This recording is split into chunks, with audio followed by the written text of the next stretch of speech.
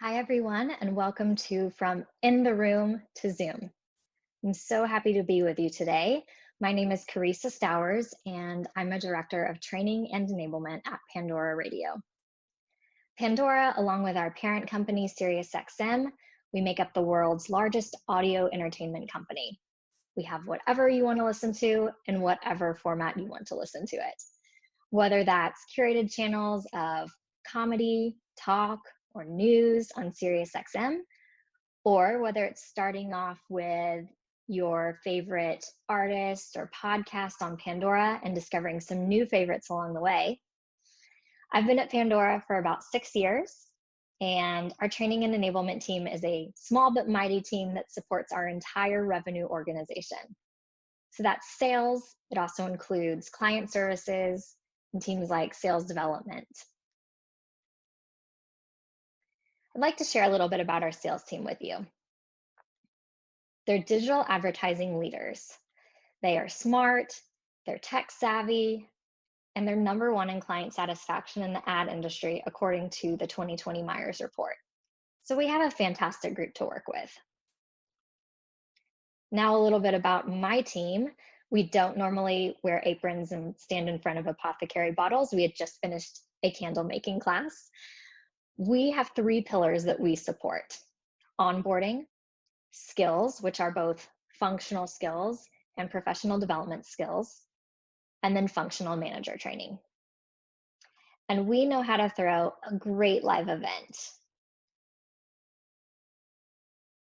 So you'll see here a few pictures of some of our events. We like to get people engaged and interacting and on their feet and having fun, whether that's sales leadership kickoffs or a massive game of escape the room to help our audience learn new sales skills. As of February 20th this year, we had made some big plans. We just wrapped up our offsite where we were putting some finishing touches on the year's programming, and we were excited about it. We were planning for onboarding application workshops, which were 2.5 days of in-person learning quarterly. We had just wrapped up a great sales leadership kickoff. We were looking forward to rolling out coaching workshops for our managers, sales fundamentals workshops, and advanced sales skills workshops, and then our professional development workshops, which is a series that we do twice a year in April and in October. Then March 14th came, and we realized that our plans would need to shift because we would be working from home for a couple of weeks. So we thought, as probably many of you did, all right, it's just a couple of weeks. We did have to make the difficult decision to cancel our spring professional development series, but everything else, we thought it's just a matter of shifting it a bit. It didn't take long to realize that we were not looking at a shift, we were looking at a change. As of March 22nd, we knew that we would be working from home in a more indefinite pattern. So when plans changed, my team and I turned to a process called design thinking, or human-centered design, to inform how we would rework our entire 2020 strategy. I'm going to share a little bit about design thinking with you today, and I want to start at kind of the roots of where it's come from. So there's some evidence of design thinking in the 50s and 60s, mainly in the engineering world. But the concept started to become a little bit more popularized by innovation design firms like IDEO in the 1990s and the Stanford D School, which is an interdisciplinary program that teaches design thinking for students of all majors.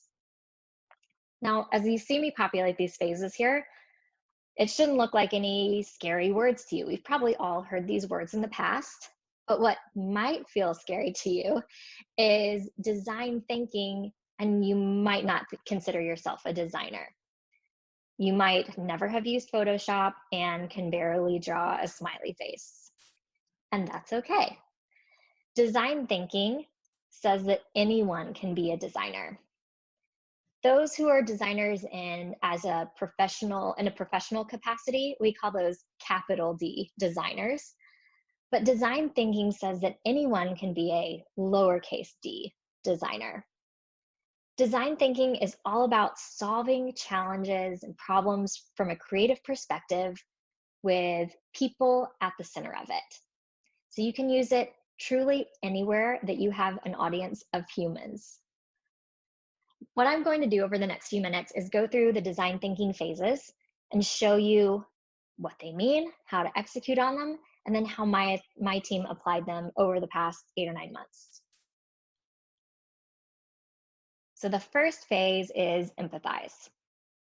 The empathize phase of design thinking is all about understanding your users and what they need. You're trying to figure out what are their expectations, where are their pain points, what are the things they enjoy. This process can be very formal, where you're sitting in a room together, you've got big Post-it notes up on the walls, you have somebody scribing. It can also be really informal and as simple as a conversation. The empathize phase encourages you to really set your assumptions aside and be able to just enter the mind of somebody else and to see a problem or challenge as they see it. So for us, the empathize phase did not look like gathering all of our stakeholders in a room. We could not do that, but we were able to connect with them over Zoom and over phone calls. And the challenges that came out of those conversations that we were able to identify were, there's a lot of concern around connecting with clients. This was a whole new world for everyone, but especially our sales team. There's also a little bit of concern around the loss of professional development when we had to cancel our spring workshop series. There's also a desire to make sure that new hires weren't missing that new hire experience, that warm fuzzy that they got when they sat down at their desk for the first time and were welcomed by their teammates. Managers also were doing everything they could to support their teams during this new normal. So after the empathize phase, we move on to the define phase. The define phase asks for you to synthesize your findings and identify any themes or patterns that seem to be coming out of those findings. Your goal in the define phase is that you're creating a problem statement that's framed from the user's perspective.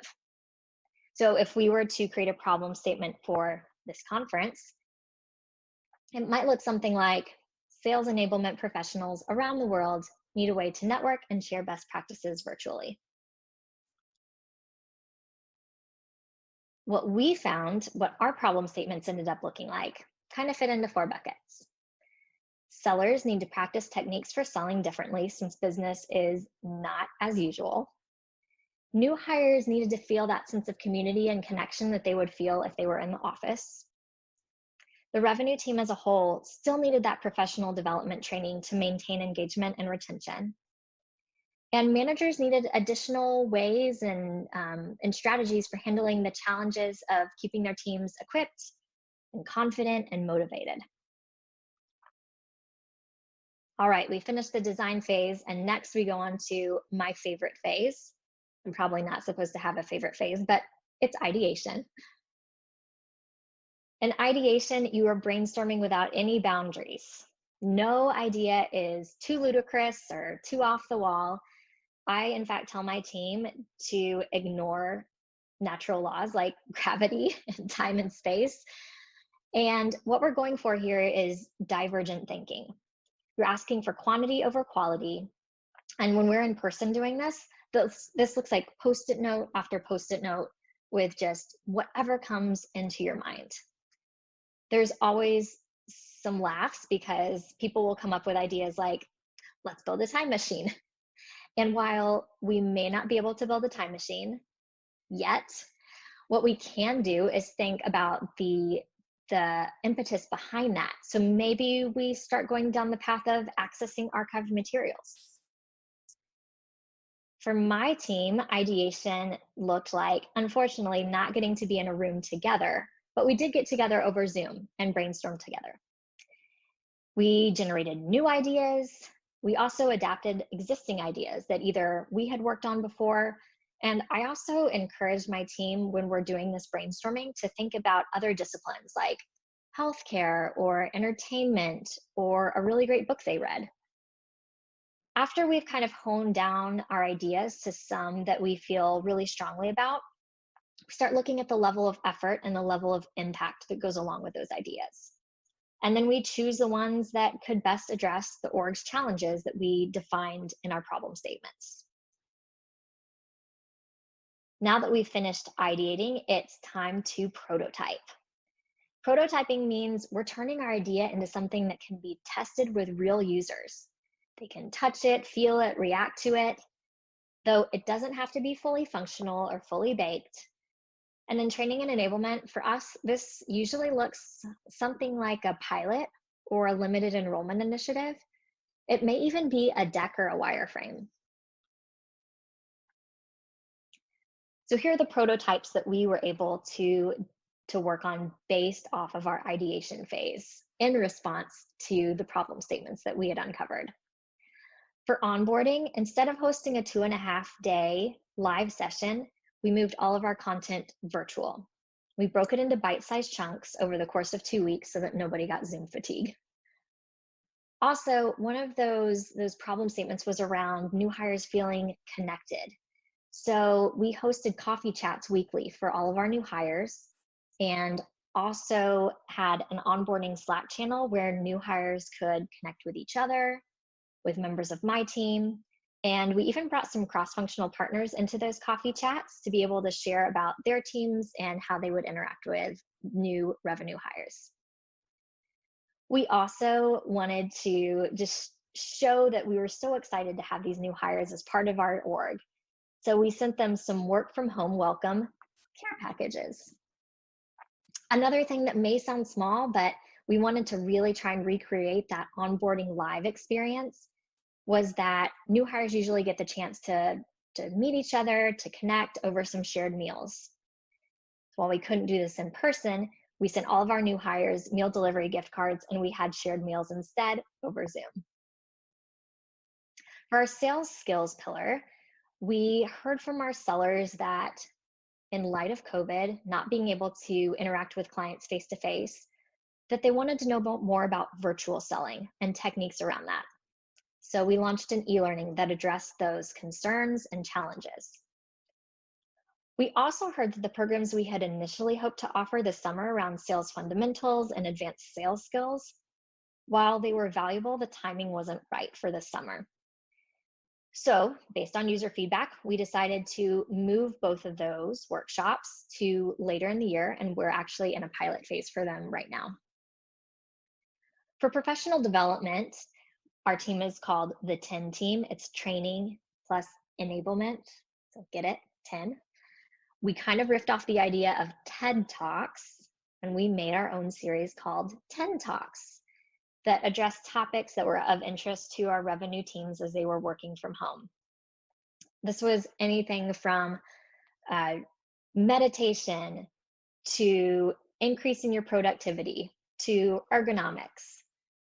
We also hosted virtual presentation training, and I'm really happy to say that we are right in the middle of our virtual professional development workshop series. And you'll see in a minute that we were actually sold out and have a wait list. For managers, we provided team meeting guides for managers to take their teams through in meetings on grit and resilience. And then we also hosted a pop-up manager cohort series for managers to share best practices around how they were managing their teams virtually. A new ask that came in that wasn't part of our initial scoping was our client services managers asked for additional resourcing around change management and communication. So we're happy to be in the middle of a capstone management program for them. All right, so that's a lot. And those are our prototypes. Next phase is test. In the testing phase, you're actually launching that prototype, putting your baby out into the world. You're observing your users interacting with the prototype, and you're watching to see where their feedback is. Where are their flaws? What things do people really love about it too? And then you decide where to iterate. For us, This looked like launching that programming. We gathered a lot of feedback. Of course, some of this is just gathered via Slack or a phone call, but we also programmatically gathered Kirkpatrick levels 1 through 4 feedback where applicable. And then we iterated based on that quantitative and qualitative feedback. So now we're done, right? We're done with all the phases of design thinking. Actually, we're not. And this is something that I truly love about design thinking, because we are a team of perfectionists, and design thinking makes it really easy, a little more palatable, to be able to put something out there as a pilot, to test it, and then use the feedback from your test to go back into the ideation stage. Now, you might not always fully go back to reimagining a program or an initiative. Maybe it's just small tweaks here and there, or maybe the audience needs to change. But design thinking gives you the expectation and capacity to be able to handle that flow. Here's a sampling of some of the qualitative feedback that we got. And it was really validating to see our team saying that we were on the right track. And this is one of the huge bonuses from human-centered design or design thinking, is that we're always putting the users at the center of what we do. So our programs are much more likely to connect with our audiences. That was qualitative. Here's a little bit of quantitative feedback, not all of it, but just a sampling. So our sales onboarding virtual programming ended up with a 75 Net Promoter Score. We had 105% sell out of our professional development workshops this fall. So we do have a little bit of a wait list. We saw 31% more client services new hire check-ins with their mentors, even though they weren't physically in the office together. 100% of those surveyed wanted more of those TED-style 10 talks. And 96% of our pop-up manager cohort attendees rated that they were very satisfied to satisfied. So what are some takeaways? As I mentioned, our team wants everything to be a home run, of course. But design thinking helps us be realistic about iteration and expect and actually enjoy that feedback is a part of the process to getting there. Also, learning helps people to navigate change. And I borrowed this phrase from the LinkedIn Learning L&D workshop a couple of weeks ago.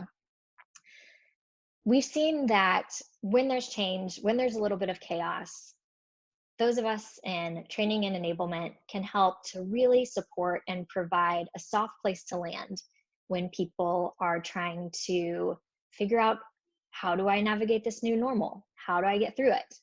Just knowing that we're there to listen to them and that will help them find solutions is really reassuring. And then this is my personal tagline, and it's not just a COVID tagline. I say this all the time, is that no one says no to a pilot. And we could almost look at design thinking as a process for launching little mini pilots, taking small risks and then figuring out what works, what doesn't, and taking the stuff that works and figuring out how to scale it out more broadly. To learn more about design thinking, I mentioned IDEO and the Stanford D School. Both of their websites have some amazing free resources that you can download to go through your own design thinking process, either yourself or with a team. Also, Acumen Academy, occasionally, usually twice a year or so, will host these free design thinking workshops where you're going through about a 6 to 8 week process of doing design thinking for social change. I want to say a huge thank you to my team at Pandora, both my direct team and then our revenue team. Thanks for navigating this crazy year together. And also a huge thank you to the Sales Enablement Collective for inviting me here to speak. And thank you to all of you for tuning in. I really appreciate you being here.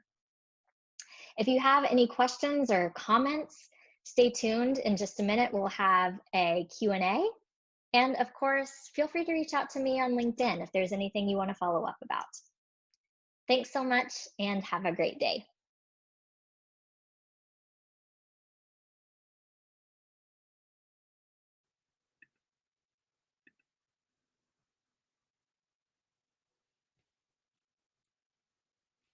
All right. Hi, everyone. I see some questions coming in, so I'll try to get to them. Let's see. The first question, Anne-Marie asks about business metrics. And that is a great question. I purposely didn't put them in here because some of those are confidential. But what I can say just from a high level is that we saw our sales teams actually hitting above goal for Q3, which is about when we've been launching most of these programs, was in Q2. Some of the programs that are still in progress, the couple things that we look at are engagement. We also look at retention as well as career movement. So for some of the programming, we won't be looking at those things until end of year. So we're coming up on that soon. But that was a great question. Sean asked, do you have any recommendations for improving virtual brainstorming? Because they can still be a little awkward and less productive. Let's see, do you use any kind of structure or format to encourage people to share? And how long do you give people to prep ideas? Those are all really good questions.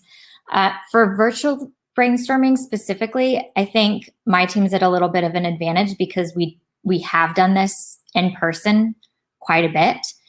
So we take some shortcuts, I think, in that I do give people a heads up of usually about a week before we're going to start brainstorming and ask them to source ideas before that.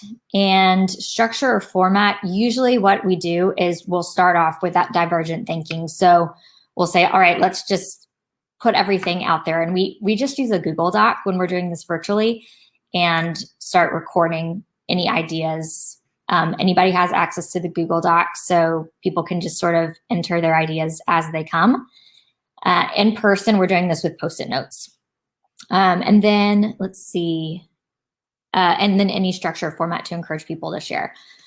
My team is pretty collaborative anyway, so we don't really have a lot of resistance to sharing. But when I've done this with other groups, I'll ask people to generate a certain number of ideas and say everybody has to come up with at least 5. So that kind of takes away some of the hesitance of people who might not have been as willing to share otherwise. Great question. Let's see. Emma asks, do you use any project management or visualization software to track your design thinking journey and maintain transparency? We do not use anything that's specifically for design thinking. We have used Trello in the past as a tool to keep track of where we are in phases. And mostly we use Google Sheets to keep track of where we are mostly in that prototyping and testing phase. Anne-Marie said, how do you actually keep energy levels engaged and energy levels up in the virtual training? Heard the point on chunking it out as in short duration sessions. Anything else that worked well? We use Zoom for our virtual trainings, and I heard a stat the other day that in person, you usually want to have some sort of audience engagement every 6 minutes, but virtually, you have to do that every 3 minutes, which is just kind of mind-blowing. We use the chat function in Zoom quite a bit, and we use things like hand raises and body polls. These are super simple, just saying, anybody who likes sales enablement, raise your hand. And that's really easy, but it's a moment where we are getting the audience engaged to some level. So we try to do a lot of those every few minutes. So within the chat, asking a question, asking for everyone to respond, using body polls, using Zoom tools like the thumbs up or the hand claps. Those are really helpful. And I'm trying to think anything else that worked well. Oh, something else we've done is we've used some of the annotation tools in Zoom. And those are really fun because you can ask people to put a stamp, a star stamp or a heart stamp, or draw something or circle something. So those are some really, I think, easy ones if you're using Zoom. And I know that Other softwares like WebEx and the like have similar tools as well. Steve said, results look great. I've read a few critiques of brainstorming. Curious if you've read those criticisms and if they've changed your approach to the ideation phase. Steve, I don't know if it's brainstorming specifically or design thinking. I have read some of the critiques around that design thinking can be too formulaic. Also, with design thinking, there are, if you just Google it, people break it up in different ways. This is the way that I kind of tend to come back to because it's the way I was taught it. But I think the point is that you don't need to over-engineer it and you find whatever works for your team. Brainstorming, I think, does have to be a very specific time frame because otherwise you're just kind of spinning your wheels for quite a while. So I think that's the biggest critique that I've read of brainstorming is that it can just kind of take the team off track and keep you from actually solving the problem that you started out trying to solve. So I think that that's a big reason why we keep that problem statement front and center. What do we put into the care packages? Great question. We had, let me see if I can remember this. We had a little candle, and then we had some chocolates, and then we had some confetti in there as well. Let's see, what do you mean by developing prototype here? Is it some kind of program pertaining to onboarding sales reps? That is one of the prototypes we did. We took our in-person training for our in-person onboarding for sales reps, and we took it virtually. So we ended up changing the format where it was broken up into smaller chunks, and we did some audience engagement differently. And we also added a couple of new sessions with guest stars. See, Pandora's mission is to enrich people's lives by enabling them to enjoy music. How did you keep this alive for your team when you went virtual? Yeah, that's awesome. So one of the things we try to come back to is we are big fans of playing music within our trainings. We can do that virtually, which is awesome. Another thing that we try to do is we always try to connect what our learners are doing to the overall mission of Pandora and SiriusXM, which is to help people discover music, to help them enjoy content, to help them find new things. So that's something that we always weave into our storylines. And especially with Tin Talks, we've been able to bring in some speakers that have connected us back to audio's power. And that's a huge theme for us, is how strong audio can be as a way of engaging and experiencing life. Oh, Danielle said, Padlet's great for brainstorming. Thank you. Vaughn said, Mural is great. Awesome. Oh, Miro. I have played around with Miro a little bit. Let's see, what behavioral changes have you observed in people using more digital tools versus face-to-face? I think people initially were a little bit hesitant to use some of the tools in Zoom, like the annotation and the chat, and it's become more normalized now. We also try to make it fun for people by framing it as an experiment and let's play around. Let's just try this once. And you just have to try it once, kind of like vegetables when you're trying to get a kid to try something new, just take one bite. So we have really made it playful and low pressure. Let's see. 6 thinking hats. I have not heard about that before as a method for brainstorming. I'll have to look at that, Emery. And Joe, hi Joe, good to see you. I'm not sure if the Q&A is recorded. Oh, Carla said it is. Great. Okay, any other questions? I think we're about out of time.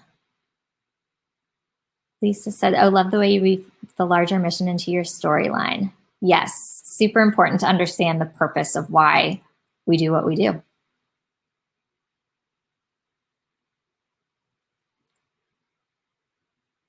All right. I think that wraps up our time. Thanks everyone for being here, and thank you for the great questions. If you have anything else, please feel free to reach out to me in the Slack channel or in LinkedIn. Thanks.